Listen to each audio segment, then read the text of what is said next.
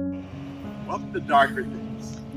This series that dives into the chilling depths of history's most disturbed events and personalities.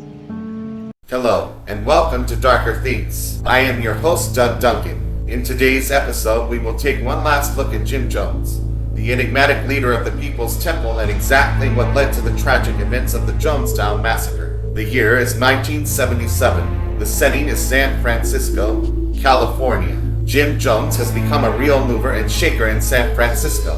He is a sitting member of the Housing Council and has been a foreman on several jury trials. He has been awarded the Martin Luther King Jr. Award for his civil rights work. Through the pooling of resources, he has created a network of retirement homes for elderly members of his church. However, not everyone is happy with Father Jim Jones. Several members of the People's Temple have left, and there are family members of those still in the church who are concerned over the rumors of mind control, financial control, and physical acts of discipline to anyone who dares state an opinion different than those Jim Jones is preaching. Being a prominent member of San Francisco's elite, someone informs Jim Jones that there is going to be a major article in a newspaper or magazine which will paint Jim Jones in a very unpleasant light.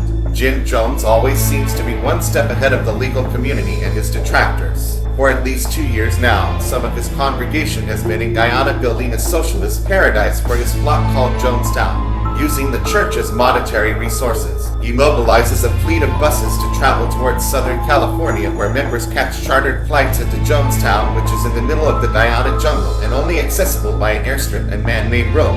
Once the dust has settled in Jonestown, Jones begins to exert even more control over his followers. Every member is required to perform hard labor, up to 16 hours a day. Sometimes the members eat well, and other times all they have is rice and black beans. He even divides up the married couples, dissolving all marriages and claiming that all the women are actually married to him now, as he is their heavenly father. If people want to leave, it is almost impossible, as they are quite literally in the middle of nowhere. As if Jones having sole access to everyone's passports and documents were not bad enough, the guards seem far more interested in keeping people inside Jonestown than protecting the members of the People's Temple from outside threats.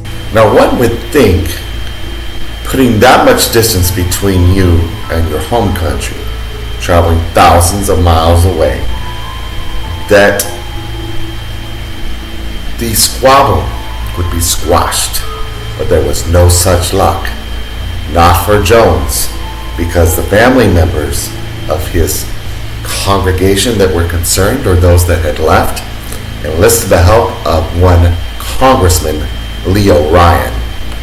If Jones thought he was going to move hundreds of people to a foreign government and use charisma to explain it away, he had another thing coming. Congressman Leo Ryan was not a lightweight, and he was not a yes man. He was known to be someone who personally got involved on behalf of his constituents. An example of this was he once spent 7 days locked up in Folsom Prison to evaluate if its system of justice was corrupt. Ryan could not ignore the cries of some of his constituents any longer. After interviewing concerned family members of those in Jonestown and reviewing the previous reports of questionable behavior and practices while in San Francisco, Ryan decided he would take some family members and his team to Jonestown to find out if people were being abused or being held against their will. When Leo arrived at the People's Temple and Jim Jones rolled out the red carpet for Ryan, they prepared their best food and put on a concert. Many people who Ryan interviewed told him that Jonestown was the best thing to ever happen to them. Ryan, being a great statesman, acknowledged that there were many impressive things about Jonestown and that many people there were passionate about their work there.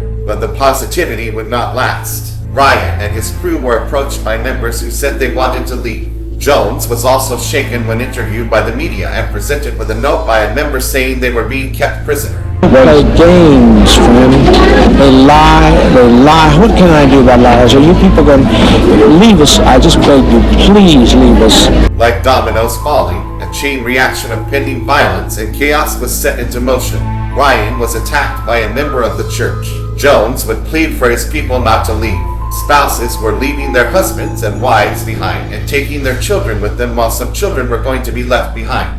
Ryan had previously believed that no one would attack him or anyone wanting to leave because he was under a banner of congressional protection. The attempt on his life certainly proved he was mistaken. Now he and the other members of his departure party were in grave danger. Most of Ryan's party would not survive. Jones would order a guerrilla-style ambush on the airstrip and have riot and the defectors and their family members gunned down. Meanwhile, back in Jonestown, Jones was calling everyone into the pavilion. He would tell them that the congressman was murdered. There would be no hope for them now. Their only choice was to commit an act of revolutionary suicide. Parents were forced to put cyanide-flavored punch into a syringe and give it to their toddlers and infants.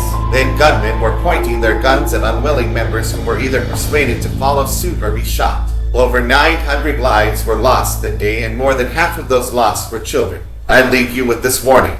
Once you enter the dark, you may never be the same.